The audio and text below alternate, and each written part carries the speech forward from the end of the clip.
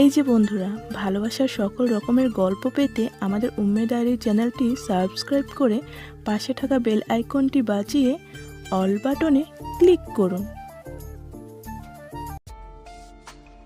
ও আচ্ছা, তাহলে ঠিক আছে। ববি স্টাডি রুমে প্রবেশ করতেই রেশমি রনক চেয়ার ছেড়ে দাঁড়িয়ে ববিকে সালাম জানালো। সালামের জবাব দিয়ে ববি মুহূর্তের মধ্যেই রাগান্বিত হয়ে শার্টের প্রথম দুটো বাটন খুলে চোয়াল শক্ত করে বিড়বিড় করে বলল, ধ্যাত, লিলিকে দেখা হলো না, মুডটাই নষ্ট হয়ে গেল। এত উদ্গ্রীব হয়ে আমি কার জন্য ছুটে এলাম? ওর জন্য। জিজুর সাথেও এখন দেখা হলো না। উফ, ভীষণ ইম্পর্টেন্ট কাজ ছিল জিজুর সাথে। ববি পারছে না শার্টটা টেনে ছিঁড়ে ফেলতে। ঘাড়ের রগগুলো তার টান টান হয়ে আছে। চোখ দুটো অসম্ভব রকম লাল হয়ে চোখের রগগুলো স্পষ্ট দেখা যাচ্ছে। সামনের চুলগুলো টেনে ববি সশব্দে চেয়ারটা টেনে বসলো। পাখার নিচে থেকেও সে প্রচুর ঘামছে। রেশমি রনক ভয়ে চুপসে আছে। মুখে এক আঙুল গুজে দুইজন নিজেদের পড়া গোছাতে ব্যস্ত। চোখ বুজে ববি নিজের রাগটাকে কন্ট্রোল করার চেষ্টা করছে। খানিকক্ষণ বাদে চোখ জোড়া খুলে ববি নিজেকে কিছুটা শান্ত করে রেশমির দিকে স্বাভাবিক চোখে তাকিয়ে ছোট আওয়াজে বলল, লিলি কোথায়? রেশমি কাঁপা কাঁপা স্বরে বলল, আপু তো আব্বুর সাথে শপিং কমপ্লেক্সে গেছে। ববি চরম আশ্চর্যিত হয়ে বলল, কেন? আব্বুর অফিসের কলিগের ম্যারেজ অ্যানিভার্সারি কাল, তাই আব্বু গিফট কিনতে গেছে শপিং কমপ্লেক্সে, সাথে আপুকেও নিয়ে গেছে। এই শহরে আপু এই প্রথমবার এসেছে তো, তাই একটু ঘোরাতে নিয়ে গেছে। তৎক্ষণাৎ ববি বসা থেকে উঠে শার্টের বাটনগুলো লাগিয়ে ব্যতিব্যস্ত হয়ে স্টাডি রুম থেকে প্রস্থান নিচ্ছে আর রাগী স্বরে পেছনে থাকা রেশমিকে উদ্দেশ্য করে বলছে, আজ পড়াতে পারবো না, জরুরি কাজ পড়ে গেছে, তোমার আম্মুকে বলে দিও। রেশমি রনক খুশিতে আত্মহারা হয়ে দাঁত কেলিয়ে হেসে বলল, ওকে স্যার, আসসালামু আলাইকুম। বাড়ির মেন গেটে দাঁড়াতেই খালি রিক্সা পেয়ে ববি শপিং কমপ্লেক্সের উদ্দেশ্যে রিক্সায় উঠে পড়ল। ব্যাকুলতা, আকুলতা, অস্থিরতায় সম্পূর্ণ জর্জরিত ববি। চোখে তার অপার উদ্দীপনা। কখন সে লিলিকে দেখবে, তার মন মেজাজ শান্ত করবে, সে ভেবেই অস্থির। একদিনের ব্যবধানে লিলিকে দেখার জন্য এতটা উদ্গ্রীব হয়ে উঠবে সে স্বপ্নেও ভাবতে পারেনি। শপিং কমপ্লেক্সে পৌঁছাতেই ববি রিক্সা ভাড়া মিটিয়ে উন্মাদের মতো 3তলা শপিং কমপ্লেক্সটার 1তলা 2তলা ঘুরে অবশেষে ক্লান্ত শ্রান্ত হয়ে 3তলায় উঠতেই আকস্মিক কারোর সাথে ধাক্কা খেয়ে চোখ তুলে ওপরের দিক তাকাতেই আকস্মাৎ লিলিকে দেখতে পেল। লিলি চোখ বুজে ব্যথায় কপাল খসছে আর ছোট আওয়াজে বলছে, উফ, কপালটা ফেটে গেল আমার। ববি একটা স্বস্তির শ্বাস ছেড়ে বুকে হাত দিয়ে বিড়বিড় করে বলল, ও গড, অবশেষে তাকে পেলাম। লিলি এখনো কপাল ঘষে ব্যথায় কুকাচ্ছে। অস্থির হয়ে ববি লিলির দিকে সামান্য ঝুঁকে বলল, লিলি তাকান, আমি ববি। চোখে জল নিয়ে লিলি ববির দিকে তাকালো। ববি উদ্বিগ্ন হয়ে লিলির অশ্রুসিক্ত চোখের দিকে তাকিয়ে বলল, কি হয়েছে লিলি? আপনি কাঁদছেন কেন? বেশি ব্যথা পেয়েছেন নাকি অন্য কোনো কারণ? চাচাকে খুঁজে পাচ্ছি না ববি ভাই, অনেকক্ষণ যাবৎ খুঁজছি। মানে আঙ্কেল আপনার কাছাকাছি ছিলেন না? ছিল, এত লোকজনের ভিড়ের মাঝে চাচাকে আমি ঠিক ঠাউর করতে পারিনি। ভিড়ের মাঝে কোথায় যেন হারিয়ে গেছে। ও আচ্ছা, এই ব্যাপার। আমি তো ভাবছিলাম ভয়ঙ্কর কিছু হয়েছে বোধহয়। সিরিয়াসলি ববি ভাই, বিষয়টা আপনার কাছে নর্মাল মনে হচ্ছে? আমার কাছে তো নর্মালি মনে হচ্ছে, কজ আঙ্কেলকে খুঁজে পাওয়া একদম ইজি।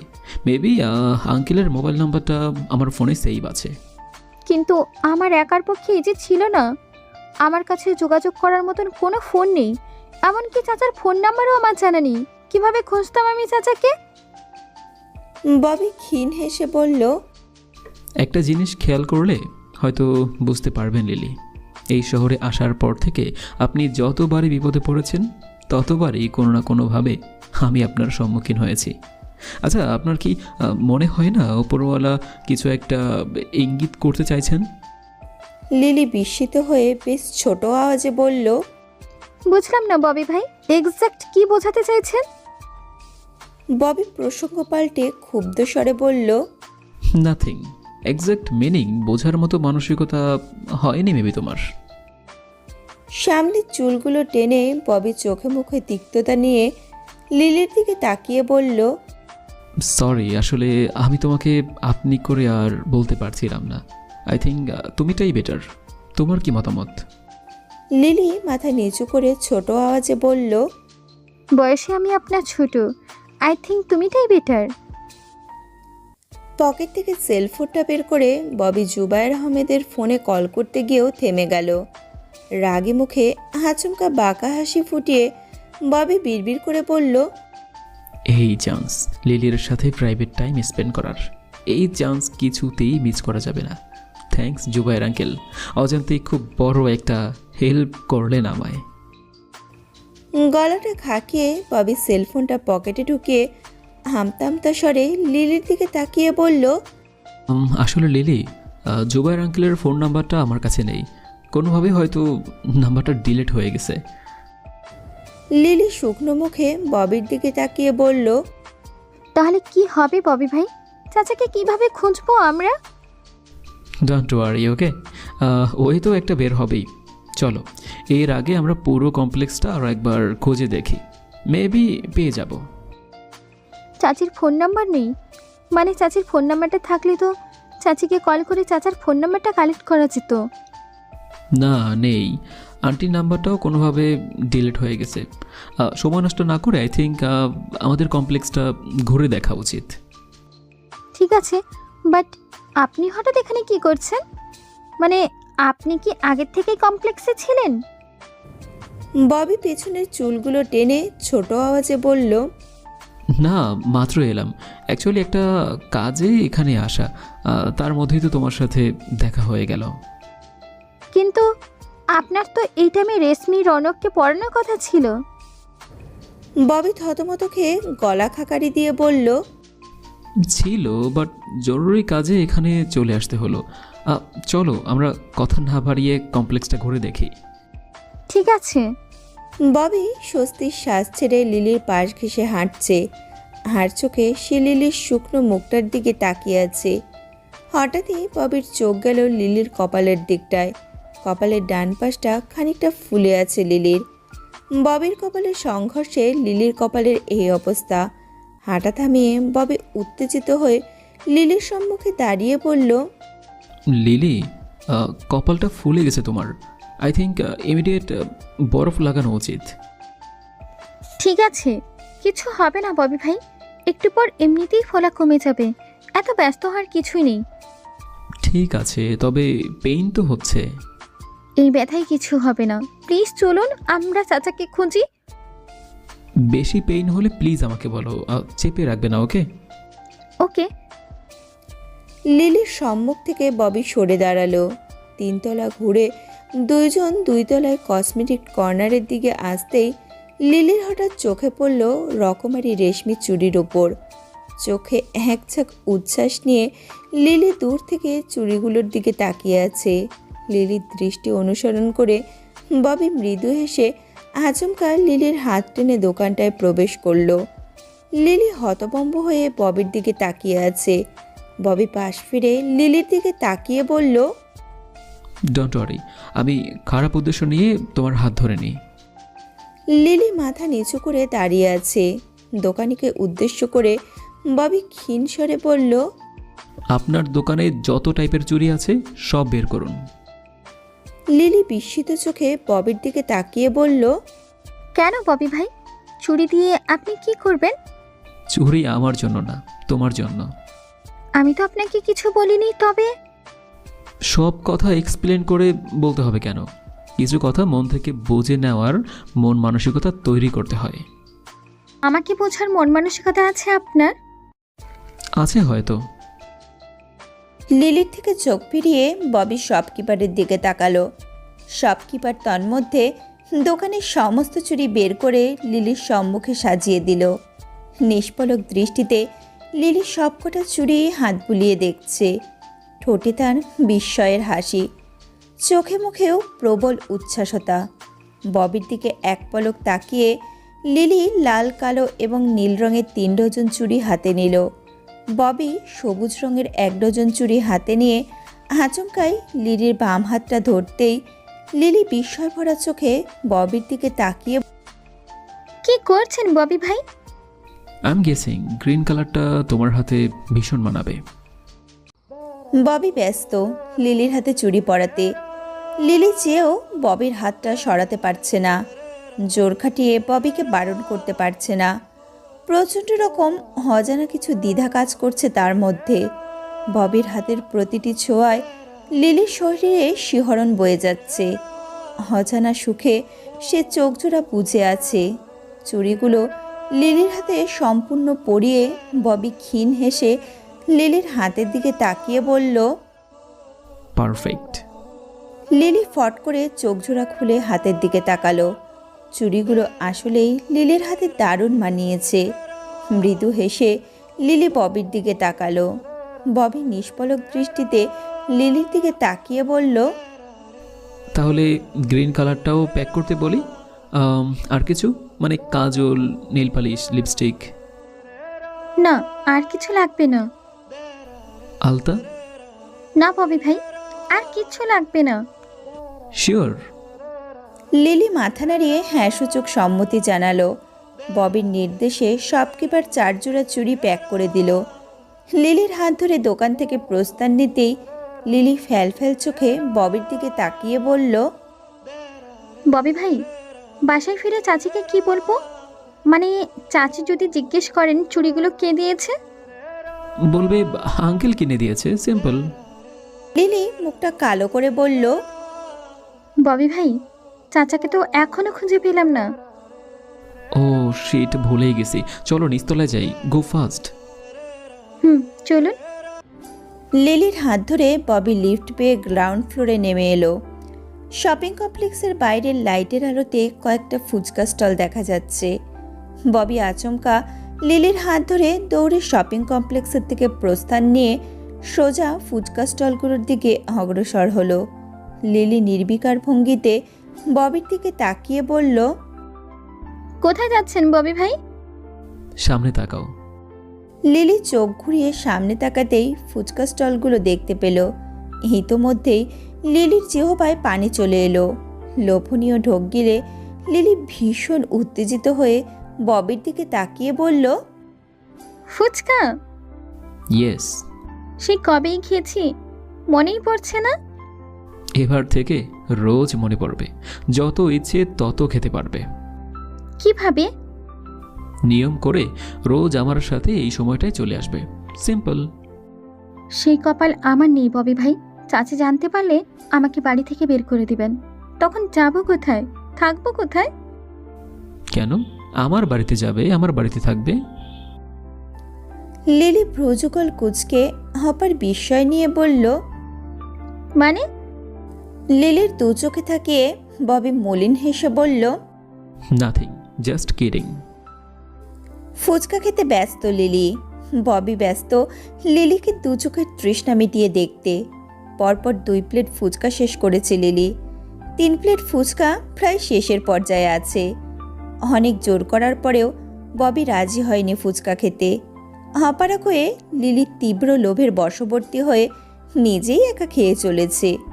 খাওয়ার শেষ পর্যায়ে এসে লিলির আচমকা চোখ গেল শপিং কমপ্লেক্সের নিচতলায়।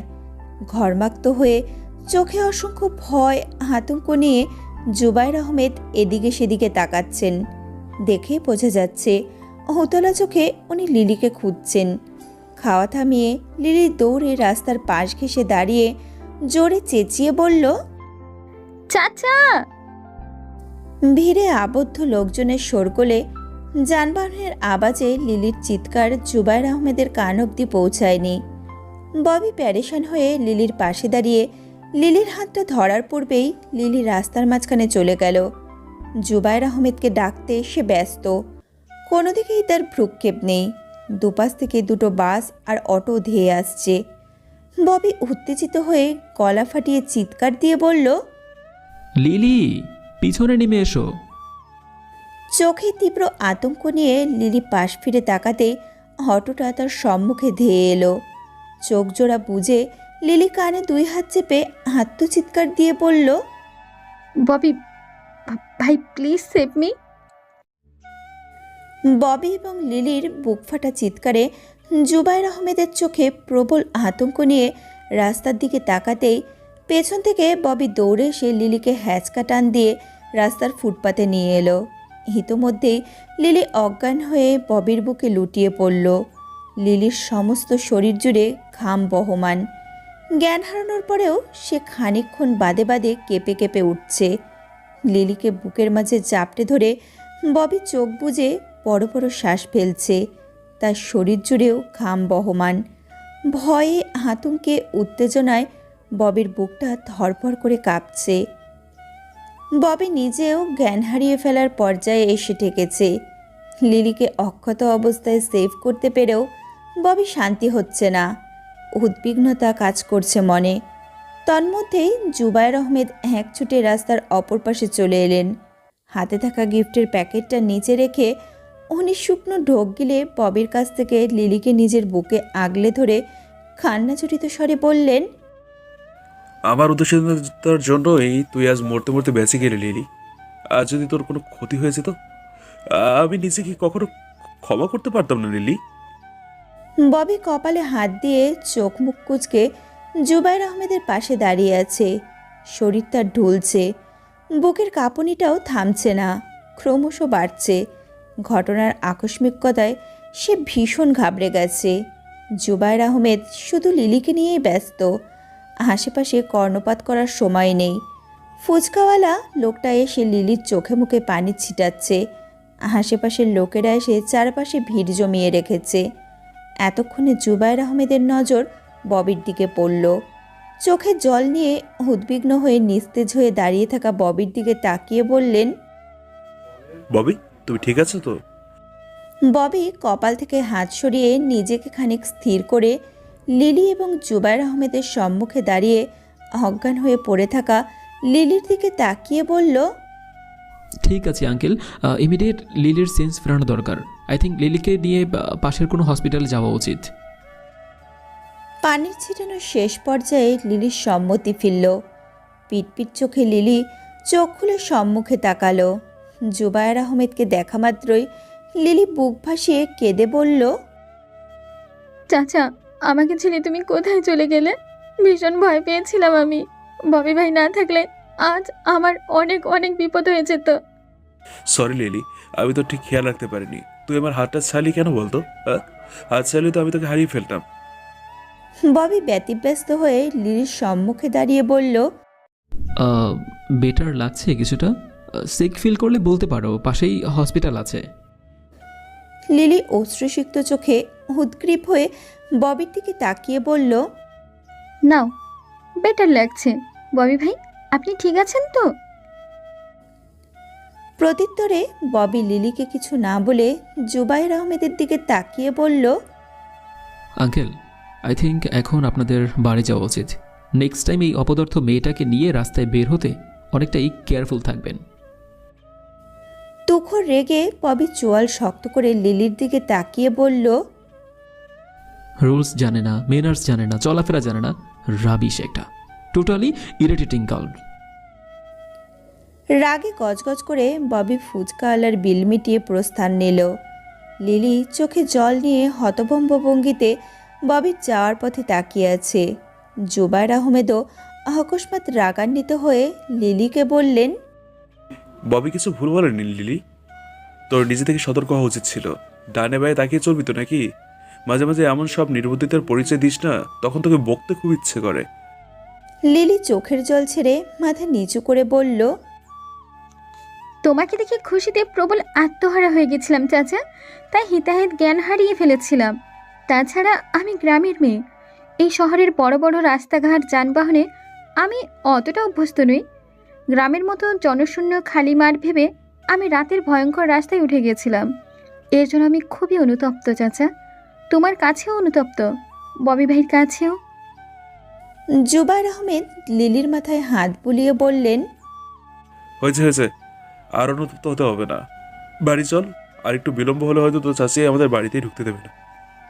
অলরেডি রাত 8:30 বাজছে। চলো চাচা। জুবাইর আহমেদ গিফট সহ লিলিকে নিয়ে একটা খালি রিকশায় উঠে পড়লেন। ওইদিকে ববি রিকশায় উঠে তার বোনের বাড়ির উদ্দেশ্যে রওনা হয়েছে। রাগে জেদে ববির মাথায় আগুন জ্বলছে। লিলির কেয়ারলেসের জন্যই আজ অনেক বড় একটা দুর্ঘটনা ঘটে যেত, যার প্রভাব সম্পূর্ণ ববির উপর পড়ত। লিলির সামান্য আত্মচিৎকারে ববি এতটা ঘাবড়ে গেছে, এর চেয়ে বড় বিপদ হলে হয়তো ববি এতক্ষণে হার্ট ফেল করত। অনেক চেষ্টার পরেও ববি রাগ কন্ট্রোল করতে পারছে না। জুবাইর আহমেদ তৎক্ষণাৎ লিলিকে আগলে না নিলে হয়তো ববি ঠাটিয়ে লিলির গায়ে কয়েকটা চড় বসিয়ে দিত। যে করেই হোক রাগ তো কন্ট্রোল করতেই হতো। সামনের চুলগুলো টেনে ববি প্যান্টের পকেটে হাত দিয়ে কিছু একটা খুঁজছে। কয়েক মিনিট বাদে পকেট থেকে একটা সিগারেটের প্যাকেট বের করে একটা সিগারেট হাতে নিয়ে ক্ষীণ স্বরে রিকশাওয়ালাকে ডেকে বলল, এ মামা, লাইটার হবে? রিকশাওয়ালা রিকশা থামিয়ে ববির হাতে লাইটারটা দিতেই ববি সিগারেট জ্বালিয়ে নাক মুখ খিচে লাগাতার ফুঁকতে লাগলো। নাক দিয়ে ধোঁয়া বের করে ববি বেশ ক্ষুব্ধ স্বরে বলল, I will see you Lily. তোমার জন্যই আজ আমাকে এত ভয় পেতে হলো। আবার ওরা একটা মাথা চড়া দিয়ে উঠল। রাত 10টা। রাতের ডিনার সেরে লিলি রেশমি এবং রনাকের পাশে শুয়ে আছে। স্থির চোখে লিলি বেড থেকে খোলা জানালা দিয়ে রাতের নিস্তব্ধ আকাশের দিকে তাকিয়ে আছে। দৃষ্টি তার পলকহীন। থালার মতো গোল চাঁদের আশেপাশে সঙ্গী হয়ে ক্ষুদ্র তারারা ছোটাছুটি করছে।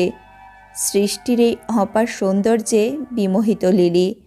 জ্যোৎস্না রাতের এই স্নিগ্ধ আভাতে গাছপালা, আশেপাশের বিশাল বড় বিল্ডিং, শুধু তাই নয়, পুরো প্রকৃতি এক মায়াজালে আচ্ছন্ন হয়ে আছে। সেই মায়ায় মোহিত হয়ে লিলি ঠোঁটের কোণে মৃদু হাসি ফুটিয়ে পরক্ষণেই মুখটা আবার বিষণ্ণ করে নিল। ববির দেওয়া সমস্ত চুড়ি ওই সময়ের আকস্মিক দুর্ঘটনায় রাস্তায় পড়ে ভেঙে চুরে চুরমার হয়ে গেছে। চুরির একটা কণাও সে হাতে তুলে বাড়ি ফিরতে পারেনি। মুখে মন খারাপের রেখাটা টেনে লিলি কাঁথামুড়ি দিয়ে চোখ জোড়া বুজে নিল। ববির রাগী মুখটা বারবার লিলির দুই চোখে ভাসছে। লিলি বেশ আঁচ করতে পেরেছে।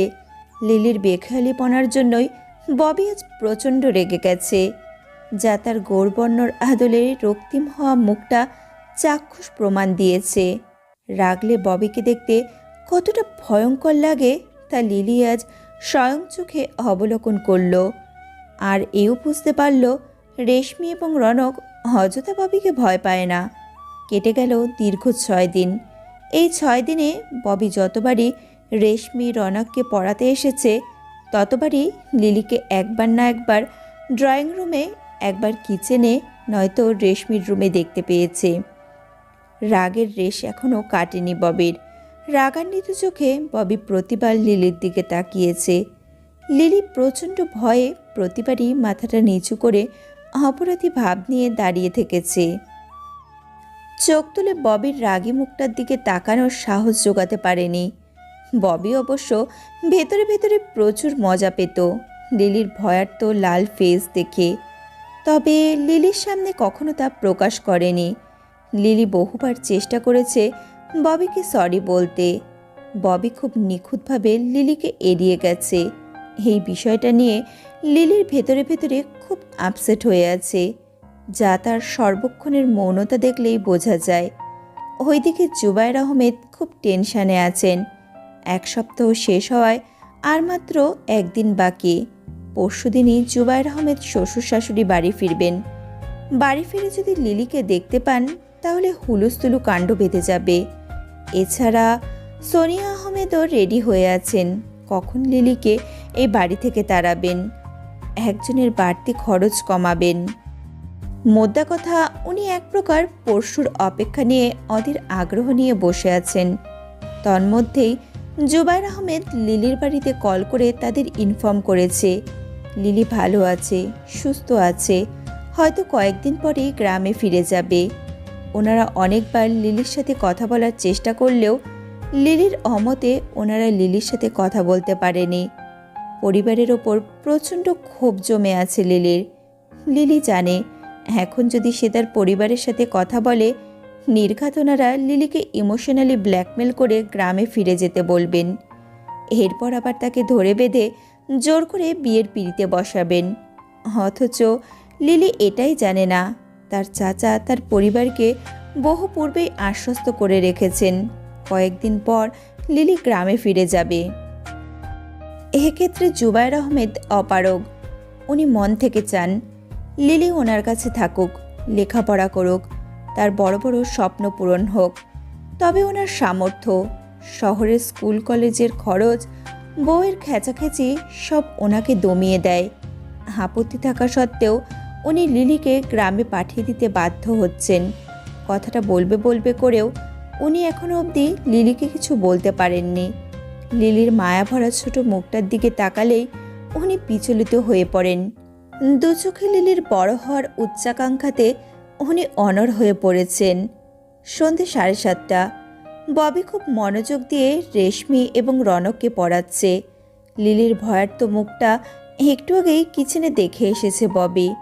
লাল টমেটোর মতো গাল দুটো ববির চোখে অবিরত ভাসছে। ববি বুঝতে পারছে দিন দিন সে লিলিতে সাংঘাতিকভাবে আসক্ত হয়ে উঠেছে। তন্মধ্যেই রুমের দরজা ঠেলে লিলি মাথা নিচু করে হাতে নাস্তার ট্রে নিয়ে স্টাডি রুমে প্রবেশ করলো। ববি পিছু ফিরে লিলির দিকে তাকাতেই লিলি চোখ তুলে ববির দিকে তাকালো। ববি চোখ লাল করে বেশ ক্ষিপ্ত স্বরে বলল, হোয়াট? লিলি শুকনো ঢোক গিলে কাপা স্বরে বলল, না না, নাস্তা। ববি চোখ ঘুরিয়ে সামনের দিকে তাকিয়ে শার্টের কলারটা পেছনে বাঁকিয়ে বলল, রেখে যাও। নাস্তার ট্রেটা টেবিলের ওপরে রেখে লিলি দ্রুত পায়ে রুম থেকে প্রস্থান নিতেই ববি পেছন থেকে ডেকে বলল, পুলি পিঠা কে বানিয়েছে? প্রত্যুত্তরে লিলি কিছু বলার পূর্বে রেশমি মৃদু হেসে বলল, লিলি আপু বানিয়েছে স্যার, খেয়ে দেখুন, ভীষণ টেস্টি হয়েছে। ববি চোখ লাল করে রেশমির দিকে তাকাতেই রেশমি শুকনো ঢোক গিলে লেখায় মনোযোগ দিল। চেয়ার ছেড়ে উঠে ববি লিলির সম্মুখে দাঁড়িয়ে রাগান্বিত স্বরে বলল, ভুল করলে সরি বলতে হয়, আগে জানতে না? লিলি ফ্যাল ফ্যাল চোখে ববির দিকে তাকিয়ে বলল, বহুবার বলতে চেয়েছিলাম, আপনি তো সুযোগ দিচ্ছিলেন না। ওকে ফাইন, এখন সুযোগ দিলাম, সে সরি। লিলি মাথা নিচু করে শুকনো স্বরে বলল, সরি। আমি তোমার সামনে, আমার দিকে তাকিয়ে সরি বলো। লিলি স্থির দৃষ্টিতে ববির চোখের দিকে তাকিয়ে বলল, সরি সরি সরি। 3 বার সরির বক্স নিয়ে বসেছ? ভুল করলে সরি বলতে কুণ্ঠা কিসের? 3 বার কেন, আপনি বললে 1000 বার সরি বলতে পারি। ববি মলিন স্বরে বলল, শুধু আমার ক্ষেত্রেই 1000 বার প্রযোজ্য নাকি অন্যদের ক্ষেত্রেও? লিলি তৎক্ষণাৎ মাথা নিচু করে অস্পষ্ট স্বরে বলল, জানি না। ববি স্থির স্বরে বলল, আমি জানি। লিলি প্রশ্নবিদ্ধ চোখে ববির দিকে তাকিয়ে বলল, কি জানেন? তুমি যা জানো। লিলি হালকা হেসে ববিকে পাশ কাটিয়ে রুম থেকে প্রস্থান নিতেই ববি ফের পেছন থেকে লিলিকে ডেকে বলল, রেশমির ম্যাথটা তুমিই করে দিয়েছো তাই না? লিলি চিপ কেটে রেশমির দিকে তাকালো। রেশমি চোখ জোড়া বড় করে শুকনো ঢোক গিলে নিজের মনে বিড়বিড়িয়ে বলল, ও গড, স্যার কি সবটা ধরে ফেলেছেন? লিলি প্রত্যুত্তর না পেয়ে ববি আবারও জিজ্ঞাসু স্বরে বলল, কি হলো, অ্যান্সার দিচ্ছ না কেন? তুমিই করে দিয়েছো রেশমির ম্যাথটা তাই তো? লিলি মাথা নিচু করে ছোট আওয়াজে বলল, হুম। রেশমির পাশের চেয়ারটা টেনে বসো। ইন্টারমিডিয়েটের কিছু ইম্পর্টেন্ট অ্যাকাউন্টিং ম্যাথ দেখিয়ে দিচ্ছি, কিছুদিন পরেই হয়তো তোমার কাজে লাগবে। লিলি উচ্ছ্বাসিত হয়ে ববির সম্মুখে দাঁড়িয়ে বলল, সত্যি ববি ভাই, আপনি আমাকে ম্যাথ করাবেন? Yes, go and sit down. Lily প্রস্ফুটিত হয়ে ঠোঁটের কোণে মৃদু হাসির রেখা ফুটিয়ে রেশমির পাশের চেয়ারটা টেনে বসল। রেশমি কিঞ্চিত উদ্বিগ্ন স্বরে লিলির কানে ফিসফিসিয়ে বলল, আম্মু কোথায়? তোমাকে এখানে দেখতে পেলেও যদি রাগ করে? চাচি পাশের বিল্ডিংয়ের আন্টির বাড়ি গেছেন পুলি পিঠে দিতে। তাহলে তুমি নিশ্চিন্ত পড়ো, 1-2 ঘন্টার আগে আম্মু ফিরবে না, আলাপে হয়তো মগ্ন। রেশমি এবং লিলি মুখ চেপে হাসল। ববি ইউটিউব ঘেটে কয়েকটা ইম্পর্ট্যান্ট অ্যাকাউন্টিং ম্যাথ বের করে লিলিকে খুব মনোযোগ সহকারে বোঝাচ্ছে। লিলিও ব্যতিব্যস্ত ম্যাথ বুঝতে। হঠাৎই দুজনের চোখাচোখি হয়ে যায়। লিলি চোখ ফিরিয়ে নিলেও ববির পক্ষে এতটা সহজসাধ্য ছিল না লিলির থেকে চোখ ফেরানো। নিষ্পলক দৃষ্টিতে লিলির মায়াভরা ছোট্ট মুখটার দিকে তাকিয়ে থেকেছে সে। অবাঞ্ছিতভাবে ববির হাতের স্পর্শে লিলি খানিক কেঁপে কেঁপে উঠছিল। লিলির কাঁপা ভাব দেখে ববি মনে মনে বড্ড আনন্দ পেয়েছিল। রাত 8:30 বাজতেই ববি প্রাইভেট শেষ করে প্রস্থান নিল। সদর দরজা থেকে প্রস্থান নিতেই লিলি পেছন থেকে ববিকে ডেকে বলল, ববি ভাই। ববি পিছু ফিরে তাকাতেই লিলি বেশ চন্মনা হয়ে মৃদু হেসে বলল, রোজ আমাকে এভাবে পড়াবেন ববি ভাই? ববি কিঞ্চিত হেসে বলল, হোয়াই নট। লিলি আচমকা গম্ভীর ভাব নিয়ে বলল, কিন্তু চাচি। চাচি? So what? আমি তো ওনার কাছে এক্সট্রা টিউশনের টাকা দাবি করব না তো। চাচি যদি বিষয়টা খারাপভাবে নেন?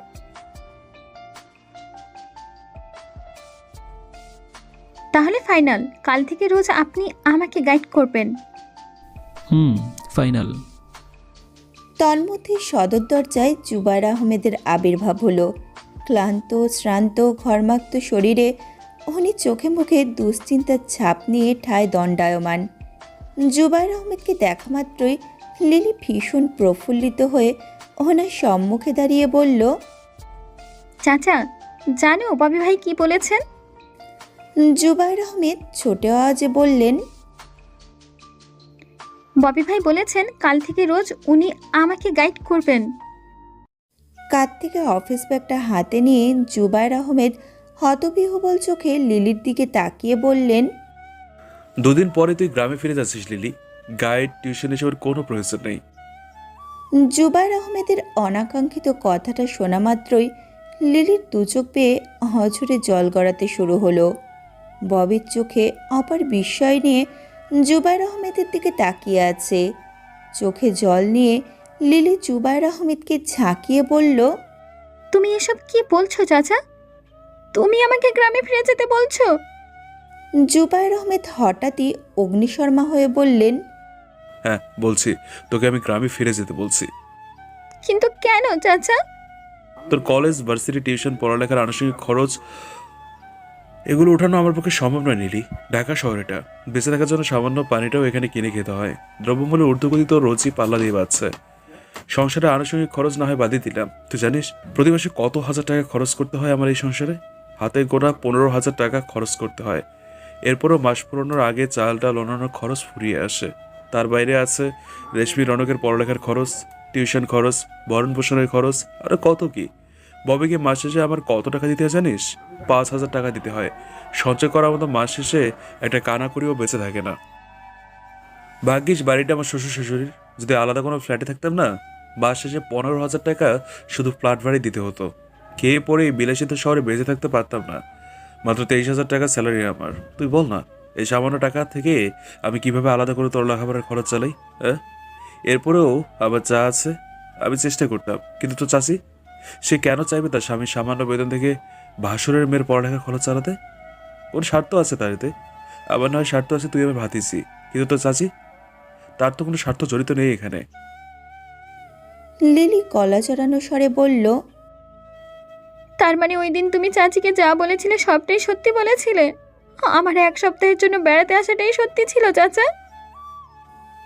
জুবাইর আহমেদ টলমলো চোখে লিলির দিকে তাকিয়ে বললেন, আমি অপরাধ লিলি, প্লিজ আমাকে ক্ষমা করে দে। চাচা হয়ে দুদিনে আমি তোর পাশে থাকতে পারছি না, তোর আকাশ জোড়া স্বপ্ন পূরণে সাহায্য করতে পারছি না। ববি নির্লিপ্ত ভঙ্গিতে লিলির অশ্রুসিক্ত চোখের দিকে তাকিয়ে আছে। সে মানতে পারছে না এত ব্রাইট অ্যান্ড ব্রিলিয়ান্ট একটা স্টুডেন্টকে তার পড়ালেখা ছেড়ে আবারও গ্রামে ফিরে যেতে হবে। কষ্টে বুকটা ফেটে যাচ্ছে ববির। গ্রামে ফিরে গেলেও সম্ভবত লিলির সাথে আর কখনোই দেখা হবে না ববির। একটা দিন লিলিকে দেখতে না পেলে ববির মনে যে অস্থিরতার সৃষ্টি হয়, সেই অস্থিরতা সে কিভাবে কাটাবে তা নিয়েই ভাবতে আপাতত ব্যস্ত সে। লিলির কান্নার ঢেউ ক্রমশ ভাটছে, বুক ফাটিয়ে কাঁদছে সে। লিলির বুক ফাটা আর্তনাদ সহ্য করতে না পেরে ববি চোখে জল নিয়ে জুবায়ের আহমেদ এবং লিলিকে পাশ কাটিয়ে বাড়ি থেকে প্রস্থান নিল। মুখ চেপে কাঁদতে কাঁদতে লিলি জুবায়ের আহমেদের দিকে তাকিয়ে বলল, চাচা প্লিজ, হ্যাঁ আমাকে গ্রামে পাঠিয়ে দিও না। প্রয়োজনে আমি তোমাদের বাড়ির কাজের মেয়ে হিসেবে থাকবো। সকাল থেকে রাত অবধি সমস্ত কাজ করব আমি। চাচির যত কাজ আছে সব আমি করব। মাস শেষে তুমি শুধু আমার কলেজের খরচটা চালিও। টিউশনের টাকা তোমাকে দিতে হবে না। আমি টিউশন পড়বো না, নিজে নিজে যতটা পারি পড়ার চেষ্টা করব। তবুও আমাকে গ্রামে ফিরে যেতে বলো না চাচা, দোহাই তোমার। লিলি প্লিজ বোঝার চেষ্টা কর, তুই আমার ভাতিজি, রক্তের সম্পর্ক আছে তোর সাথে আমার। তোকে এই বাড়িতে কাজের মেয়ে হিসেবে আমি দেখতে পারবো না, কষ্ট হবে আমার, খুব কষ্ট হবে। তাছাড়া তো চাচিও তোকে এই বাড়িতে মেনে নেবে না, কাজের মেয়ে হিসেবেও না। তাহলে আমাকে অন্য কোথাও একটা চাকরির ব্যবস্থা করে দাও চাচা। বাসা বাড়ির কাজ হলেও চলবে, রান্না বান্না হতে শুরু করে ঘর মোছানোর সমস্ত কাজ আমি পারি চাচা। কলেজে ভর্তি হওয়ার পর তো নিয়মিত ক্লাস করতে হয় না। আমি না হয় সপ্তাহে একদিন কাজের ফাঁকে কলেজে ক্লাস করে আসবো। জুবায়ের আহমেদ প্রচণ্ড রেগে ঠাস করে লিলির গালে এক চড় মেরে বললেন, আমার ভাতিজি হয়ে তুই বাসা বাড়িতে বোয়ার কাজ করবি? এই কথাটা শোনার আগে আমার মরণ হলো না কেন লিলি? হ্যাঁ, উপরওয়ালা কেন আমাকে উঠিয়ে নিলেন না? রেশমি রনক দূর থেকে দাঁড়িয়ে সব শুনছে আর কাঁদছে। লিলি গালে হাত দিয়ে মাথা নিচু করে হজরে চোখের জল ছাড়ছে। জুবায়ের আহমেদ অশ্রুসিক্ত স্বরে লিলিকে বললেন, কালকের পরদিনই আমি তোকে গ্রামে দিয়ে আসবো। গ্রামের কোনো ভালো কলেজে পড়বি তুই, এ নিয়ে আমি বড় ভাইয়ের সাথে কথা বলবো। আশা করি ভাই আমার কথা রাখবেন, পারলে আমায় ক্ষমা করে দিস লিলি। আমি হয়তো আজীবন তোর কাছে দোষী হয়ে থাকবো রে।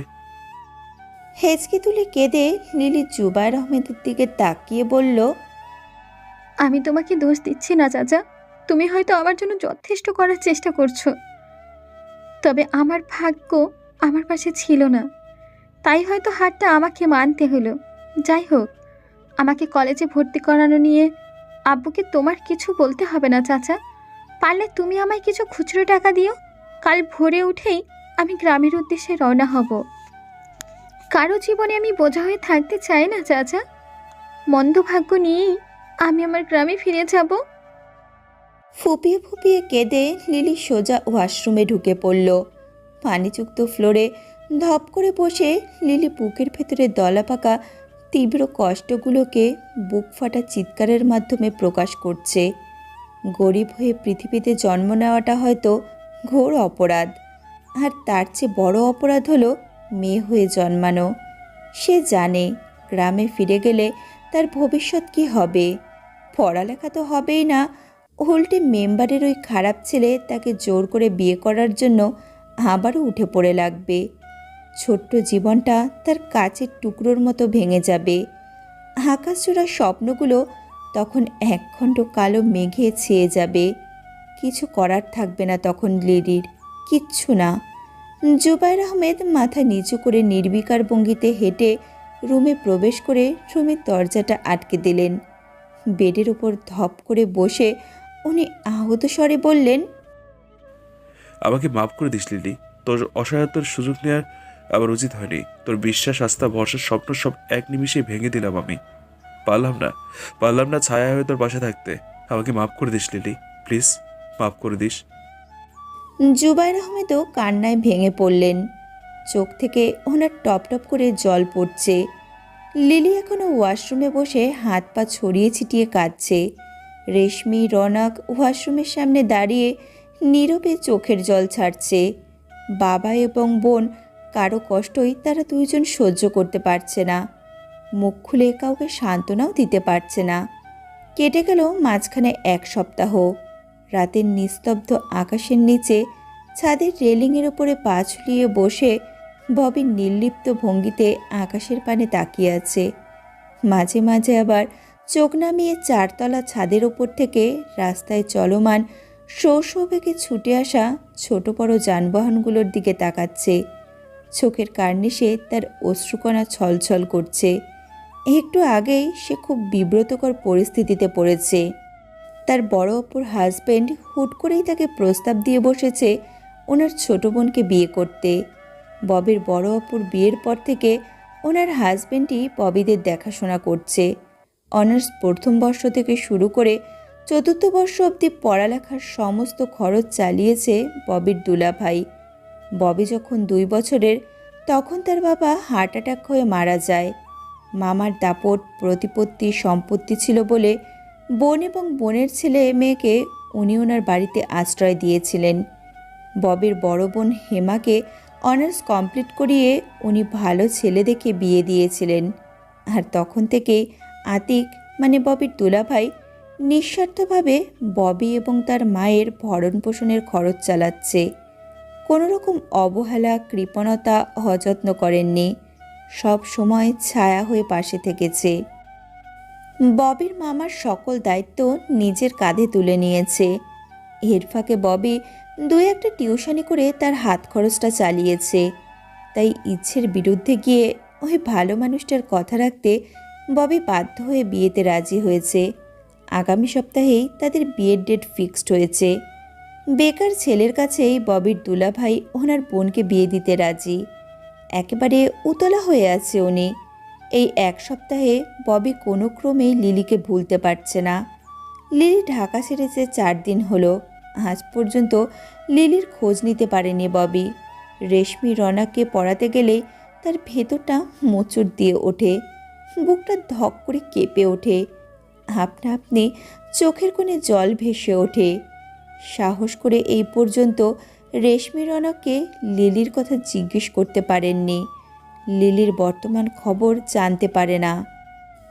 লিলির নামটা উচ্চারণ করতেই তার ভেতরটা দুমড়ে মুচড়ে আসে, গলা ধরে আসে। নিজেকে কন্ট্রোল করে রাখা তখন দায় হয়ে পড়ে। টুপ করে চোখ থেকে 1 ফোঁটা জল গড়িয়ে পড়তেই ববি জ্যোৎস্না ভরা মায়াবী আকাশের দিকে তাকিয়ে বুক ফাটা চিৎকার করে বলল, আই মিস ইউ পুতুল বউ, আই রিয়েলি মিস ইউ। তোমাকে স্যার আমি ভালো নেই লিলি, একদম ভালো নেই। মেয়েদের মতো ফুপিয়ে কেঁদে ববি আবারও চিৎকার করে বলল, বিশ্বাস করো লিলি, তোমাকে স্যার আমি অন্য কাউকে নিজের বউ হিসেবে মানতে পারবো না। ভালোবেসে ফেলেছি তোমাকে, আমি প্রচণ্ড রকমের ভালোবেসে ফেলেছি। তোমার নামটা উচ্চারণ করতে আমার ভেতরটা দুমড়ে মুচড়ে আসে। বাক্য ক্ষমতা হারিয়ে ফেলি আমি। চোখের কোণেও অবাধ্য জলের ছোটাছুটি শুরু হয়। কেন এতটা কষ্ট হয় আমার লিলি? আছে এর কোনো উত্তর তোমার কাছে? তুমি কি সত্যিই শুনতে পারছো না লিলি আমার এই আত্মচিৎকার? অল্প সময় চুপ থেকে ববি নাক টেনে কেঁদে সামনের চুলগুলো খুব জোরে টানছে আর বলছে, আমি কাকে বেছে নেব লিলি, তোমাকে নাকি আমার জিজোর দেওয়া কথাকে? সঠিক সিদ্ধান্ত আমি মেনে নিতে পারছি না লিলি। খুব বাজে একটা পরিস্থিতিতে ফেঁসে গিয়েছি। সিদ্ধান্তহীনতায় দারুণভাবে বকছি। তবে আমি এটা জানি, তোমাকে ছাড়া একটা মুহূর্ত আমি বাঁচতে পারবো না লিলি। পুরোপুরি মরতে না পারলেও জীবন্ত লাশ হয়ে বেঁচে থাকবো। ওইদিকে লিলি বিছানার উপরে উপুর হয়ে শুয়ে বুক ভাসিয়ে কাঁদছে। গায়ে তার হলুদ রঙের শাড়ি, হলুদের সাজে সজ্জিত সে। আজ তার গায়ে হলুদ ছিল। মেম্বারের ওই খারাপ ছেলের সাথে আবারও তার বিয়ে ঠিক হয়েছে। তার বাবা মা বাধ্য হয়ে আবারও তাকে বিয়ের পিঁড়িতে বসিয়েছে। বড় বোন ঝুলি লিলির পাশে বসে নাক টেনে কাঁদছে আর বলছে, বোন, তুই আবার পালিয়ে যা, চাচার বাড়িতে গিয়ে ওঠ। বাবাকে বলে আমি মাসে 2-3 হাজার টাকা তোর জন্য ঢাকায় পাঠিয়ে দেবো। ওই টাকা দিয়ে তোর পড়ালেখার খরচ চলবে। প্লিজ তুই আবার পালিয়ে যাব, নিজের জীবনটা এভাবে নষ্ট করে দিস না। লিলি হেঁচকি তুলে কেঁদে বলল, চাচি আমাকে মেনে নেবেন না আপু? আবারও আমার গ্রামে ফিরে আসতে হবে। তাছাড়া 2-3 হাজার টাকা দিয়ে ঢাকা শহর থেকে খেয়ে পড়ালেখার খরচ চালানো সম্ভব না। দয়া করে তুমি আমাকে আর আশার আলো দেখিও না আপু। যা হচ্ছে হতে দাও। আমি আমার দুর্ভাগ্যকে মেনে নিয়েছি। কারো জীবনে আমি বোঝা হয়ে থাকতে চাই না আপু। আমার মা বাবার জীবনেও না, এমনকি আমার চাচা চাচির জীবনেও না। বাকিটা জীবন আমি মেম্বারের ওই খারাপ ছেলের সাথেই মানিয়ে নেওয়ার চেষ্টা করব। তন্মধ্যে ঝুলির বাটন ফোনটা বেজে উঠল। স্ক্রিনের দিকে তাকিয়ে দেখল জুবায়ের আহমেদ কল করেছে। ঝুলি কান্নার মাঝেও হালকা হেসে ফোনটা লিলির দিকে এগিয়ে বলল, বোন, চাচা কল করেছে, নে কথা বল। ধরফড়িয়ে শোয়া থেকে উঠে লিলির চোখে জল নিয়ে কলটা রিসিভ করলো। ওই পাশ থেকে জুবায়ের আহমেদ শান্ত স্বরে বললেন, কেমন আছিস জুলি? লিলি ফুফিয়ে কেঁদে বলল, চাচা, আমি ঝুলি না, লিলি। লিলির কান্নাজড়িত স্বর শুনে জুবায়ের আহমেদ উদ্বিগ্ন স্বরে বললেন, কি হয়েছে লিলি, তুই কাঁদছিস কেন? কাল আমার বিয়ে চাচা, আজ গায়ে হলুদ ছিল। কি এসব তুই কি বলছিস? সত্যি বলছি চাচা, মেম্বারের ওই খারাপ ছেলের সাথেই আমার আবার বিয়ে ঠিক হয়েছে। বড় ভাইকে ফোনটা দে, ওনার সাথে কথা আছে আমার। এতবার করে ওনাকে বোঝানোর পরও উনি ওই খারাপ ছেলের সাথে তোর বিয়ে ঠিক করেছেন? আব্বুর এখানে কোনো দোষ নেই চাচা। আব্বু হেল্পলেস। সমাজে থাকতে হলে সমাজের লোকদের কথা মেনে চলতে হয়। ওনারা যা বলবেন তাই শুনে চলতে হয়। আব্বুর কিচ্ছু করার নেই এখানে। জুবায়ের আহমেদ বেশ প্যারেশান হয়ে বললেন, আচ্ছা, আমি দেখছি কি করা যায়। তুই টেনশন করিস না মা, কিছুতেই আমি ওই খারাপ ছেলের সাথে তোর বিয়ে হতে দেবো না। চাচার উপর অন্তত এবার ভরসা রাখতে পারিস। জুবায়ের আহমেদ কলটা কেটে অফিসের পোশাক না পাল্টেই ভীষণ উত্তেজিত হয়ে ববির নাম্বারে কল করলেন। ববি এখনও ছাদের রেলিংয়ে বসে চোখের জল ছাড়ছে। প্যান্টের পকেটে ফোনের রিং বাজতেই ববি পকেট থেকে ফোনটা বের করে ঘোলা ঘোলা চোখে স্ক্রিনের দিকে তাকালো। জুবায়ের আহমেদের নাম্বারটা দেখে ববি দ্রুত কলটা রিসিভ করতেই ওই পাশ থেকে জুবায়ের আহমেদ উদ্বিগ্ন স্বরে বললেন, ববি, কোথায় তুমি? ববি কান্না থামিয়ে শান্ত স্বরে বলল, আপুর বাড়িতে? কেন আঙ্কেল? কাল একটু আমার সাথে নড়াইল যাবে? চোখে মুখে উদ্বিগ্নতার ছাপ ফুটিয়ে ববি ভয়ার্থ স্বরে বলল, কেন আঙ্কেল? কি হয়েছে? লিলি ঠিক আছে তো? লিলি ঠিক নেই বাবা। মেম্বারের ওই অসভ্য ছেলের সাথে আবার লিলির বিয়ে ঠিক হয়েছে, আর কালই ওর বিয়ে। যে করে হোক বিয়েটা আমাদের আটকাতেই হবে বাবা। আবার অসহায় ভাতিজিটিকে বাঁচাতে হবে। ববি হম্বিতম্বি হয়ে ছাদের রেলিং থেকে উঠে চোখের জল মুছে ভীষণ রেগে তেজি স্বরে বলল, কাল কেন আঙ্কেল? আজই আমরা নড়াইল যাব। আপনি দ্রুত বাস স্টপে চলে আসুন, আমিও আসছি। কলটা কেটেই ববি ঝড়ের বেগে ছাদ থেকে প্রস্থান নিয়ে দোতলায় নামতেই আতিকের বোন আয়রা সদর দরজা খুলে ববির মুখোমুখি হয়ে দাঁড়ালো। ববি হাঁটার গতি কমিয়ে হঠাৎই থেমে গেল। আয়রা লজ্জামাখা মুখে মাথাটা নিচু করে ওড়নার আঁচল ধরে ছোট আওয়াজে বলল, কোথায় যাচ্ছ ববি? ববি ব্যস্ত স্বরে বলল, ভালোই হলো আপনার সাথে দেখা হয়ে। অ্যাকচুয়ালি আমি একটা বিশেষ কাজে নড়াইল যাচ্ছি। কবে ফিরবো আই ডোন্ট নো। সো বাড়ির সবাইকে কাইন্ডলি ইনফর্ম করে দেবেন আমি কোথায় যাচ্ছি। বাই। আয়রাকে উপেক্ষা করে ববি দৌড়ে দোতলার সিঁড়িতে পা বাড়াতেই আয়রা উদ্বিগ্ন হয়ে পেছন থেকে ডেকে বলল, নড়াইলে তোমার কি এমন বিশেষ কাজ ববি? আর তোমাকে এত উত্তেজিত দেখাচ্ছে কেন? দেখে তো মনে হচ্ছে সাংঘাতিক কিছু একটা হয়েছে। পরে সব ডিটেলসে বলছি। প্লিজ আর পিছু ডাকবেন না, আমাকে যেতে দিন। আগামী সপ্তাহে আমাদের বিয়ে ববি, তুমি এখন আমাকে আপনি আপনি করছো? ববি প্রত্যুত্তর না করে এক ছুটে বাড়ির মেন গেটে চলে এলো।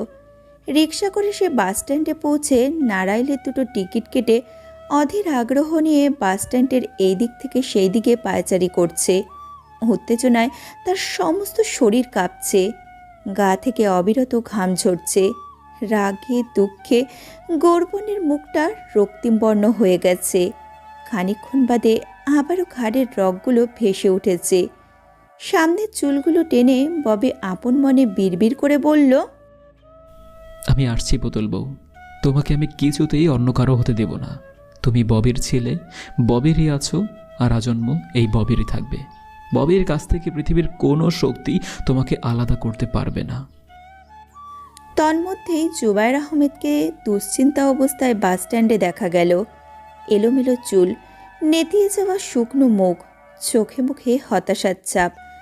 জুবায়ের আহমেদকে দেখা মাত্রই ববি দৌড়ে গিয়ে জুবায়ের আহমেদের মুখোমুখি দাঁড়িয়ে বলল, 15 মিনিটের মধ্যেই বাস ছেড়ে দিবে আঙ্কেল, প্লিজ হারি আপ।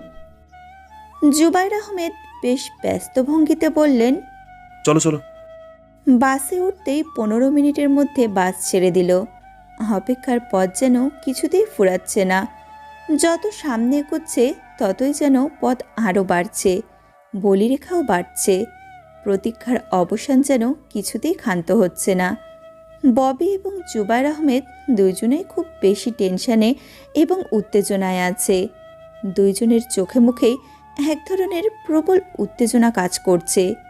নাড়াইলের মাঝামাঝি পর্যায়ে এসে জুবায়ের আহমেদ ববিকে উদ্দেশ্য করে বেশ উদ্বিগ্ন স্বরে বললেন, খুব চিন্তা আছে ববি, লিলিকে নিয়ে আমরা নিরাপদে ঢাকায় পৌঁছতে পারবো তো? গ্রামের লোকদের কিভাবে সামাল দেব? কিভাবে লিলিকে ওই অসভ্য ছেলেটার হাত থেকে বাঁচাবো? ববি ভীষণ উত্তেজিত হয়ে বলল, ডোন্ট ওয়ারি আঙ্কেল, মাঝরাতের মধ্যেই আমরা লিলিকে নিয়ে পালাবো। গ্রামের লোকজন দেখার আগেই ওই স্কাউন্ডেলটাও লিলির কোনো ক্ষতি করতে পারবে না। আমিও তাই ভাবছিলাম ববি, মাঝরাতের দিকে লিলিকে নিয়ে আমাদের পালাতে হবে গ্রামের লোকজনদের আড়াটে। ববি মাথা নাড়িয়ে হ্যাঁ সূচক সম্মতি জানালো। বাসে আর কোনোরূপ কথা হয়নি দুইজনের মধ্যে। মধ্যরাত 2টো বাজতেই ববি এবং জুবায়ের আহমেদ লিলিদের বাড়ির কাছাকাছি এসে পৌঁছালো। পায়ে হেঁটে প্রায় 5 মিনিট ভেতরে গেলেই লিলিদের ছোট্ট বাড়িটা। গেটের ফাঁক দিয়ে দূর থেকে লিলিদের 2 রুম বিশিষ্ট টিনশেডের বিল্ডিংটায় আলো রোশনায় রকমারি ঝাড়বাতি জ্বলতে দেখা যাচ্ছে। বিভিন্ন রকমের ফুল দিয়ে সাজানো বিয়ের গেটটাও দেখা যাচ্ছে। সব মিলিয়ে রমরমা একটা পরিবেশ। এত জাঁকজমক আর চাকচিক্যতা দেখে ববের মাথায় রক্ত উঠে যাচ্ছে। রাগে তার চোয়াল শক্ত হয়ে আসছে। বাড়ির ছোট গেটের সামনেটায় আবার গুটি কয়েক ছেলেকে দেখা যাচ্ছে। সবার হাতেই জ্বলন্ত সিগারেট। তারা নিজেদের মধ্যে কথা বলছে আর কি নিয়ে যেন পৈশাচিক হাসিতে ফেটে পড়ছে। গেটের সামনেটাই আসতেই জুবায়ের আহমেদ ছোট আওয়াজে ববিকে বললেন, সামনে যে ছেলেগুলোকে দেখছো সবগুলো এই গ্রামের শীর্ষ বকারের ছেলে। ওই যে লাল শার্ট পরা ছেলেটাকে দেখছো, সে হলো মেম্বারের ছেলে রিফাত। আমার মনে হচ্ছে লিলিকে পাহারা দেওয়ার জন্য তারা গেটের সামনে অবস্থান করছে। আমাদের এখন ঠান্ডা মাথায় তাদের হ্যান্ডেল করতে হবে, কোনো রকম রাগাবাগি ছাড়া। ববি বেশ ক্ষুব্ধ হয়ে বলল, আঙ্কেল, আমি এদের চোখের সামনে সহ্য করতে পারছি না। মাথা গরম হয়ে যাচ্ছে। রাগের বশে কি করে ফেলবো আই ডোন্ট নো। প্লিজ আপনি এদের হ্যান্ডেল করুন। বিকুল ববি, আমরা এখানে হানাহানি মারামারি করতে আসিনি, কায়দা করে লিলিকে উঠিয়ে নিতে এসেছি। এছাড়া এদের রাগালে আমরা কিছুতেই লিলিকে নিয়ে সেফলি ঢাকা পৌঁছাতে পারবো না। হিতে বিপরীত হতে পারে, দৃশ্যটা আরও রিস্কি হয়ে যেতে পারে। তাই বলছি, আমাকে পরিস্থিতিটা ঠান্ডা মাথায় কন্ট্রোল করতে দাও। তুমি কোনো কথা বলবে না, আমি যা বলবো তুমি শুধু আমার হ্যাঁতে হ্যাঁ মেলাবে, ওকে? ববি জোরপূর্বক মাথা নাড়ালো। ইতোমধ্যেই ছেলেগুলোর নজর পড়ল ববি এবং জুবায়ের আহমেদের দিকে। হাতে থাকা সিগারেটটা পায়ে পিষে রিফাত প্রচণ্ড ভালো মানুষ সেজে মাথা নিচু করে জুবায়ের আহমেদের সম্মুখীন হয়ে বলল, কেমন আছেন চাচা?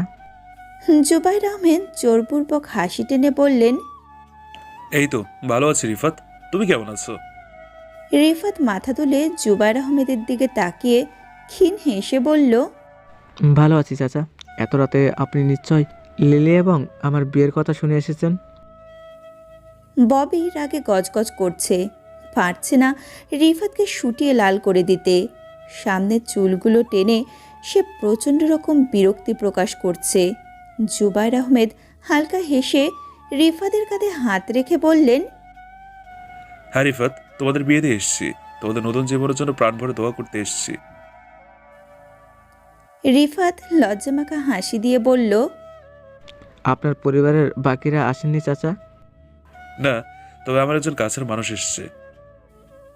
ববির দিকে তাকিয়ে জুবায়ের আহমেদ রিফাতকে উদ্দেশ্য করে বললেন, এ হলো ববি, আমার কাছের মানুষ।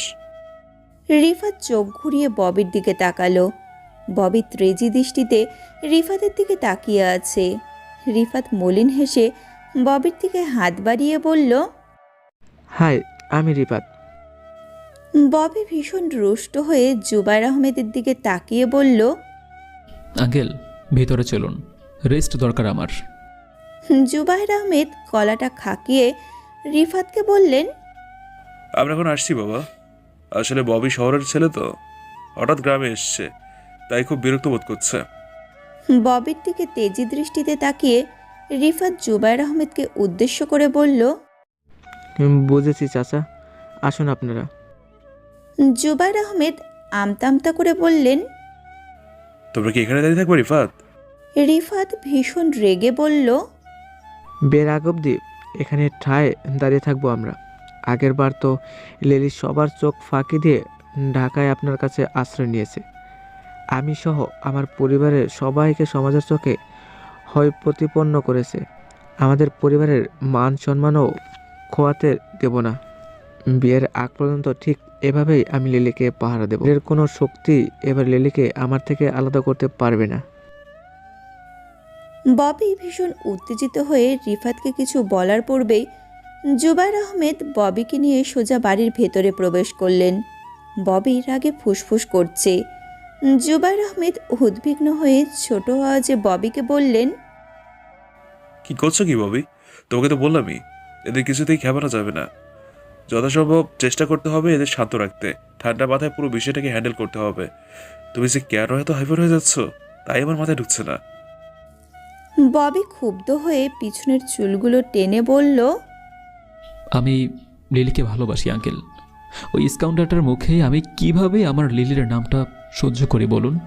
মেজাজ বিগড়ে যাচ্ছিল আমার, নিজেকে কন্ট্রোল করতে পারছিলাম না। জুবায়ের আহমেদ অতি আশ্চর্যিত চোখে ববির দিকে তাকিয়ে বললেন, সত্যি তুমি লিলিকে ভালোবাসো ববি? হ্যাঁ আঙ্কেল, খুব ভালোবাসি, যা ভাষায় প্রকাশ করে বোঝাতে পারবো না।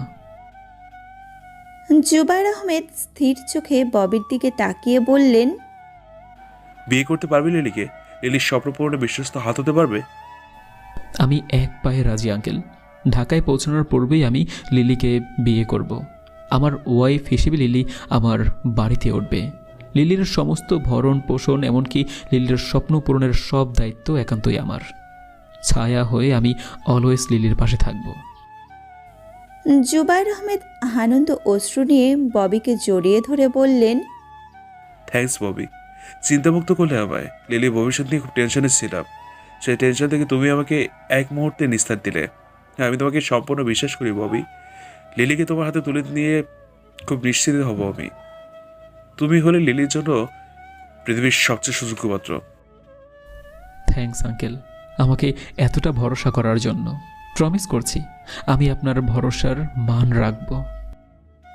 আধ ঘন্টা পর জুবায়ের আহমেদ এবং ববি খাবার টেবিলে বসে আছে। ঝুলি এবং মমতা বেগম, ঝুলির মা, খুব আদর যত্ন করে তাদের আপ্যায়ন করছে। ববি একদৃষ্টিতে বিছানার ওপর মাথা নিচু করে বসে থাকা লিলির দিকে তাকিয়ে আছে। লিলির পাশেই লিলির বাবা জামির হোসেন বসে আছেন। জুবায়ের আহমেদের সাথে উনি গ্রামের জায়গায় জমিন সম্পর্কিত কথা বলছেন। ওনাদের কথার মাঝখানে মমতা বেগম নিচু স্বরে জুবায়ের আহমেদকে উদ্দেশ্য করে বললেন, তোমরা এমন সময় এলে জুবায়ের, রান্না করে যে ভালো মন্দ কিছু খাওয়াবো তারও সময় পেলাম না। আসার হলে সন্ধ্যা রাতেই আসতে, তখন ভালো মন্দ রান্না করে খাওয়াতাম। শুকনো ডিম আর ডাল দিয়ে কি ভাত খাওয়া যায় বলো? সাথে আবার নতুন একজন মেহমান নিয়ে এসেছো, যত্ন আত্তি করে খাওয়াতে পারলাম না। খুব খারাপ লাগছে আমার। সেটা কি ভাবছে আমাদের বলো তো? জুবায়ের আহমেদ ভাতের লোকমা মুখে দিয়ে মৃদু হেসে বললেন, ববি আমাদের এমন ছেলেই না ভাবি যে মাইন্ড করবে, বরং বিষয়টাকে সে সহজভাবেই নেবে। লিলির থেকে চোখ ফিরিয়ে ববি জোর করে এক লোকমা ভাত মুখে দিয়ে মমতা বেগমের দিকে তাকিয়ে বললেন, আন্টি, আপনি এত ব্যস্ত হবেন না। অ্যাকচুয়ালি ডিম ডাল আমার খুবই প্রিয় খাবার। বাড়িতে মাঝে মধ্যে আমি আম্মুর কাছে বাহানা করি যে ডিম ডাল রান্না করতে। মমতা বেগম সহ উপস্থিত বাকি সবাই মৃদু হাসলেন। লিলি এতক্ষণে মুখ তুলে ববির দিকে তাকালো। ববিকে একটা পলক দেখার সাথে সাথেই লিলি চোখজোড়া নিচে নামিয়ে নিল। বুকটা ধক করে কেঁপে উঠল তার। চোখের কোণে দুফোঁটা জলও চিকচিক করছে। এনি টাইম জলগুলো চোখ থেকে গড়িয়ে পড়বে। এতদিনের কাঙ্ক্ষিত প্রিয় মুখটা দেখে ক্রমশ তার অস্বস্তি বাড়ছে। শরীরটাও ঢকঢক করে কাঁপছে। তাড়াহুড়ো করে লিলি বসা থেকে উঠে পাশের রুমে চলে এলো। দরজা ভেজিয়ে বিছানায় ধপ করে বসে লিলি চোখের জল ছেড়ে ছোট আওয়াজে বলল, আপনি কেন এলেন ববি ভাই? আবারও কেন আমার মনের প্রেমের শিখা জ্বালালেন? আবারও কেন আমরা উতলা মনকে আরও ব্যাকুল করে তুললেন? এখন মনে আপনাকে রেখে কিভাবে আমি অন্য কাউকে বিয়ে করি ববি ভাই? আমি যে বেঁচে থেকেও জীবন্ত লাশ হয়ে থাকবো। কাঁদতে কাঁদতে লিলি ঘুমিয়ে পড়ল। ঘণ্টাখানেক বাদে গায়ে কারো উষ্ণ হাতের স্পর্শ পেতে লিলি হুড়মুড়িয়ে শোয়া থেকে উঠে বসল। চোখে আতঙ্ক নিয়ে লিলি পাশ ফিরে তাকাতেই ড্রিম লাইটের মিহি আলোতে ববিকে দেখতে পেল। বিস্ময় ভরা চোখে লিলি ববির দিকে তাকিয়ে ছোট আওয়াজে বলল, আপনি এখানে কি করছেন ববি ভাই? তন্মধ্যেই চারিদিকে ফজরের আজান পড়ল। ববি ব্যতিব্যস্ত হয়ে লিলির দিকে তাকিয়ে বলল, আমরা এক্ষুনি এই গ্রাম ছেড়ে পালাবো লিলি। তাড়াতাড়ি ওঠো, প্রয়োজনীয় সব জিনিসপত্র গুছিয়ে নাও। Come on, hurry up. Lily কপাল কুঁচকে বলল, মানে আপনি এসব কি বলছেন ববি ভাই? প্লিজ লিলি, এসব কথা পরে হবে। আধ ঘন্টার মধ্যেই আমাদের এই গ্রাম ছেড়ে পালাতে হবে। রিফাতের ছেলেরা মেবি আধ ঘন্টার জন্য কোথাও একটা গেছে। সেই সুযোগেই আমাদের পালাতে হবে। কিন্তু ববি। লিলিকে আর কিছু বলার সুযোগ দিল না ববি। তৎক্ষণাৎ লিলিকে কোলে তুলে নিল আর লিলির কানের কাছে খানিক ঝুঁকে ছোট আওয়াজে বলল, একদম চুপ থাকবে, কোনো কথা বলবে না। আমার উপর আস্থা আছে তো? লিলি ঠোঁটে আঙুল গুজে মাথা নাড়াল। আচমকা ববি লিলির কপালে আলতো করে একটা চুমু খেয়ে বলল, ভরসা রাখো, ভালো কিছু হবে। তন্মধ্যেই ঝুলে হাতে করে লিলির সমস্ত প্রয়োজনীয় সার্টিফিকেট নিয়ে ববির মুখোমুখি দাঁড়ালো। ববি অন্য হাতে সার্টিফিকেটগুলো নিয়ে রুম থেকে প্রস্থান নিচ্ছে আর পিছু ফিরে জুলিকে বলছে, দোয়া করবেন আপু, আমরা যেন কোনো বিপদ ছাড়াই সেফলি ঢাকায় পৌঁছাতে পারি। জুলি অশ্রুসিক্ত চোখে বলল, দোয়া করি বাবা, দেখবে তোমার সমস্ত বিপদ কাটিয়ে খুব শীঘ্রই নিরাপদে ঢাকায় পৌঁছে যাবে। জুলি এবার লিলিকে উদ্দেশ্য করে বলল, ভালো থাকিস বোন, দোয়া করি পড়ালেখা করে অনেক বড় হ। ববি সারা জীবন তোর পাশে থাকবে, তোর সব স্বপ্ন পূরণে সাহায্য করবে। লিলি চোখের জল ছেড়ে ঝুলির দিকে তাকালো। তবে এই মুহূর্তে তার সাথে কি হচ্ছে না হচ্ছে সে বিষয়ে সে মোটেও অবগত নয়। ঘটনার আকস্মিকতায় লিলি তবদা লেগে আছে। সম্পূর্ণ ব্যাপারগুলো সে বিস্ময়ের সাথে দেখছে, নিজস্ব অনুভূতি থেকে নয়। ববি তাড়াহুড়ো করে মেন গেট পার হয়ে এক ছুটে গ্রামের মেন রাস্তায় উঠে এলো। জুবায়ের আহমেদ অটো নিয়ে ওইখানে ববি এবং লিলির জন্য অপেক্ষা করছেন।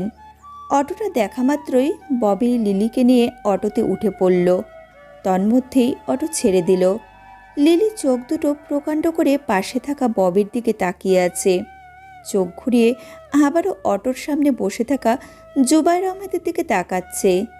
ঝুলির দেওয়া ফাইলটা ববি অটোর এক কর্নারে রেখে এক হাত দিয়ে লিলিকে তার বুকের সাথে চেপে ধরে বলল, তুমি এখন পৃথিবীর সবচেয়ে নিরাপদ জায়গায় আছো lily, don't worry.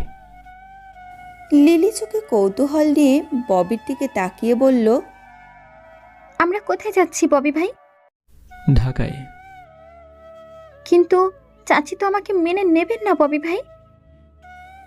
তন্মধ্যেই Zubair Ahmed পেছন থেকে লিলিকে বললেন, এবার তুই চাচির বাড়িতে আর বোঝা হয়ে উঠবি না রে লিলি। এবার তুই অধিকার নিয়ে ববির বাড়িতে উঠবি। লিলি চরম আশ্চর্যিত হয়ে বলল। মানে? ববি লিলিকে বুকের মাঝে টাইট করে চাপটে ধরে বলল, স্ত্রীর অধিকার নিয়েই তুমি আমার বাড়িতে উঠবে লিলি। ঢাকায় পৌঁছেই আমি তোমাকে বিয়ে করব। ঘটনার আকস্মিকতায় লিলি মাথা ঘুরিয়ে ববির বুকে লুটিয়ে পড়ল।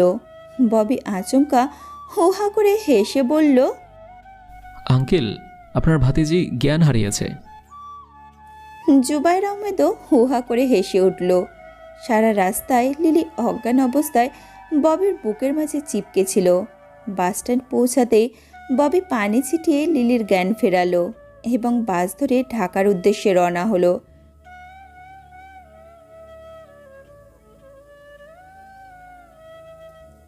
বাসে লিলি এবং ববি একই সিটে পাশাপাশি বসে আছে। জুবায়ের আহমেদ সামনের এক সিটে বসে আছে। বাস শো শো বেগে প্রায় 50 জন মানুষকে নিয়ে তাদের গন্তব্যে পৌঁছানোর জন্য ছুটছে। চারিদিকে ভোরের আলো ফুটে সকাল হতে চলেছে। ঘড়িতে নিশ্চয়ই সকাল 6টা বা তার আশেপাশে বাজছে। চারিদিকে ছোট ছোট পাখির কিচিরমিচির আওয়াজ শোনা যাচ্ছে। সূর্যের লাল আভা আকাশে ছড়িয়ে পড়েছে। ঘণ্টাখানেক বাদেই হয়তো সূর্য পরিপূর্ণভাবে পুরো আকাশকে দখল করে নেবে। আকাশে এখন উষ্ণ আবহাওয়া বিরাজ করছে। মৃদুমন্দ শীতল বাতাসে বৃক্ষরাজি সব দুলছে। ঝাঁক পেতে পাখিরা সূর্যের লাল আভার আশেপাশে ডানা মেলে উঠছে। পরিবেশটা খুব শান্ত, স্নিগ্ধ লাগছে। রাস্তায়ও যানবাহনের আনাগোনা কিছুটা কম। মাঝে মাঝে দুই একটা বড় বড় বাস, ট্রাক চলছে। বেলা বাড়ার সাথে সাথেই হয়তো রাস্তায় জনমানব এবং যানবাহনের কোলাহল বাড়বে। শুরু হবে ব্যস্ততায় মুখর জনমানুষের পদচারণ। পরিবেশ আস্তে ধীরে অশান্ত হয়ে উঠবে। সকালের স্নিগ্ধ পরিবেশটাও তখন তিক্ততায় পরিণত হবে। জানালায় মুখ রেখে পিটপিট চোখে এইসবই ভাবছে লিলি। ববি লিলির গা ঘেঁষে বসলে লিলিও কোণঠাসা হয়ে জানালার এক কোণায় ঘাপটি মেরে বসে আছে। বিস্ময়ের ঘোর এখনও কাটছে না তার। অপ্রত্যাশিত পরিস্থিতিতে এক প্রকার আড়ষ্ট হয়ে বসে আছে সে। আর খানিকক্ষণ বাদে বাদে জানালা থেকে মুখ উঠিয়ে হাড় চোখে ববির দিকে তাকাচ্ছে। ববি বাসের সিটে হেলান দিয়ে বুকের উপর 2 হাত গুজে চুপ করে শুয়ে আছে। আচমকা ববি চোখ বুজে মৃদু হেসে লিলিকে বলল, কয়েক ঘন্টা পরেই আমাদের বিয়ে লিলি। তোমার অনুভূতি কেমন?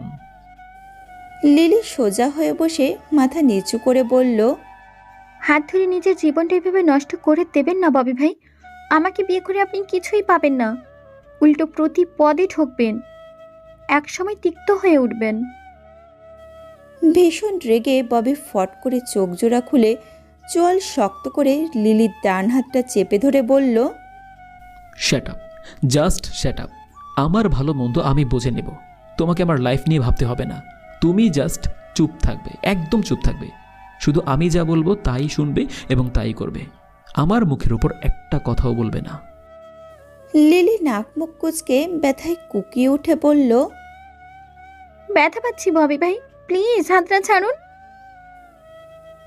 ববি তাড়াহুড়ো করে লিলির হাতটা ছেড়ে হাতটার দিকে তাকাতেই দেখল লিলির শুভ্র রঙের হাতটায় ববির 5 আঙ্গুলের দাগ পড়ে গেছে। প্যারেশান হয়ে ববি লিলির হাতটায় দীর্ঘ এক চুমু খেয়ে বলল, সরি পুতুল বউ, বুঝতে পারিনি হাতটা এভাবে লাল হয়ে যাবে, এতটা ব্যথা পাবে। লিলি কিছু বলল না, শুধু ছলছল চোখে ববির দিকে তাকালো। এক হাত দিয়ে ববি লিলিকে তার বুকে আগলে ধরে চোখ বুজে শান্ত স্বরে বলল, টেক রেস্ট। ঢাকা পৌঁছাতে আমাদের আরও কয়েক ঘন্টা সময় লাগবে। লিলি পরম আবেশে চোখ জোড়া বুজে নিল। কিছুক্ষণ বাদে সে গভীর ঘুমে তলিয়ে পড়ল। সেই ঘুম ভাঙল তার ববির ডাকাডাকিতে। পিট চোখে লিলি নিজেকে ববির বুকে আবিষ্কার করলো। ববি ঘুম ঝরানো স্বরে লিলির দিকে তাকিয়ে বলল, ওঠো লিলি, ঢাকা বাস স্ট্যান্ডে পৌঁছে গিয়েছি। লিলি আড়মোড়া ভেঙে দীর্ঘ এক হামি তুলে ববির দিকে তাকালো। 5 মিনিটের মধ্যে লিলিকে নিয়ে ববি এবং জুবায়ের আহমেদ তাড়াহুড়ো করে বাস থেকে নেমে পড়লেন। সিএনজি করে সাভার পৌঁছে জুবায়ের আহমেদ লিলি এবং ববিকে নিয়ে ওনার পরিচিত এক কাজী অফিসে গেলেন। 3 কবুল বলার পূর্ব মুহূর্তে লিলি অশ্রুসিক্ত চোখে ববির দিকে তাকিয়ে বলল, আপনি যা করছেন ভেবেচিন্তে করছেন তো ববি ভাই? আপনার পরিবার আমাকে মেনে নিবে তো? ববি স্পষ্ট স্বরে বলল, আমি যা করছি ভেবেচিন্তেই করছি লিলি। প্রাথমিক পর্যায়ে পরিবার আমাদের মেনে না নিলেও একটা সময় পর নিশ্চয়ই আমাদের মেনে নেবে। হয়তো মাঝখানে অনেক ঝড় আসতে পারে, অনেক কোলাহল তৈরি হতে পারে, তবে তুমি পাশে থাকলে আমি সব রকমের ঝড় কোলাহল উপেক্ষা করে পরিবারকে ঠিক মানিয়ে নিতে পারবো। লিলি মাথা নিচু করে চোখের জল ছাড়ছে। ববি উদ্বিগ্ন হয়ে লিলির 2 কাঁধে হাত রেখে লিলির দিকে ঝুঁকে বলল, ভেবো না বিয়ের পর তোমার স্বপ্ন ভেঙে যাবে। ধরতে পারো বিয়ের পর তোমার সমস্ত ভাঙা স্বপ্ন খুব নিখুঁতভাবেই জোড়া লাগবে। ববি আর যাই করুক না কেন, তার ওয়াইফের স্বপ্ন পূরণে কোনো খামতি রাখবে না। নিজের বেস্ট দিয়ে তার ওয়াইফের সমস্ত স্বপ্ন পূরণ করবে, আর ওয়াইফকে অলওয়েজ ভালো রাখার চেষ্টা করবে। লিলি আনন্দ অশ্রু নিয়ে ববির দিকে তাকালো।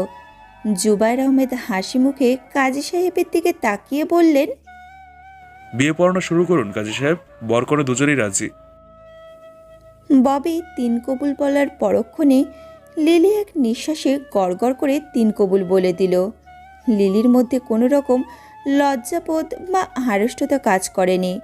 চোখে মুখে শুধুমাত্র একরাশ খুশি আর অপার সম্ভাবনার ঝিলিক দেখা গেছে।